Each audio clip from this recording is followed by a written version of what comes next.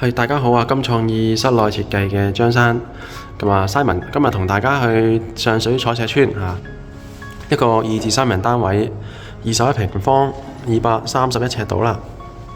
咁啊呢度呢門口呢側邊呢就間咗間房嘅，係啦。咁入門口呢個位置呢做咗個 C 字鞋櫃，係啦。返嚟屋企可以擺下嘢啦。上面呢啲呢打開啦，層板嚟嘅，全部可以收納空間，係啦。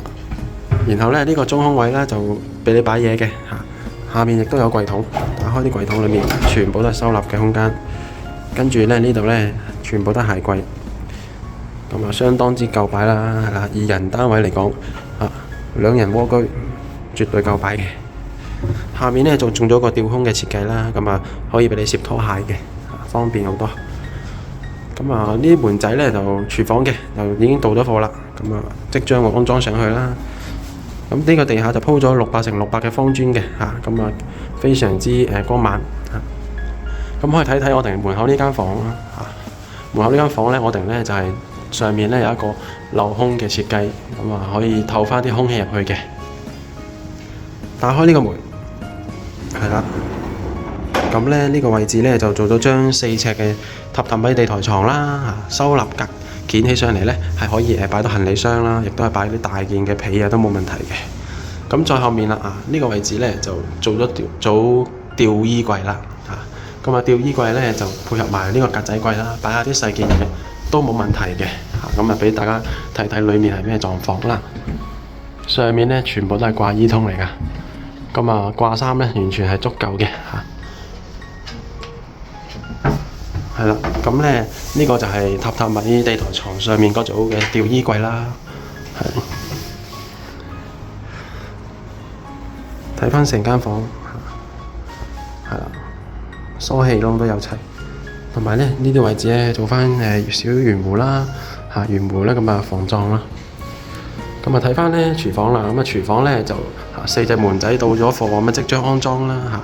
上面嗰啲其實已經安裝好㗎啦，咁啊包括咩呢？就正面吊櫃，係啦，咁啊油煙機喺呢個位置啦，熱水爐，咁啊油煙管呢會咁樣出嚟呢個窗口嘅，係啦。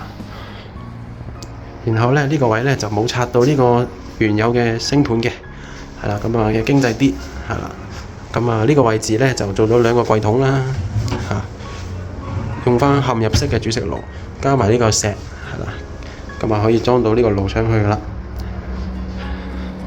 咁啊睇翻呢個洗衣機啦，洗衣機呢就我哋加一個洗衣機嘅工作台啦，咁啊切雞斬嘢啊，擺飯煲水壺啊都冇問題嘅。咁啊洗衣機唔使擔心啦，亦都係相當之 fit 嘅，有齊可以入到去之餘呢，亦都係洗衣機係冇凸到出嚟嘅。咁啊視乎大家買啲咩型號嘅洗衣機啦。咁啊廚房呢大概係咁樣做法。睇翻成個廳，呢度呢業主嘅餐台呢都已經到咗啦，咁啊餐凳都到咗嘅。然之後呢邊呢做咗張4尺嘅榻榻米地台床啦，有齊3個櫃桶嘅，大櫃桶嚟嘅，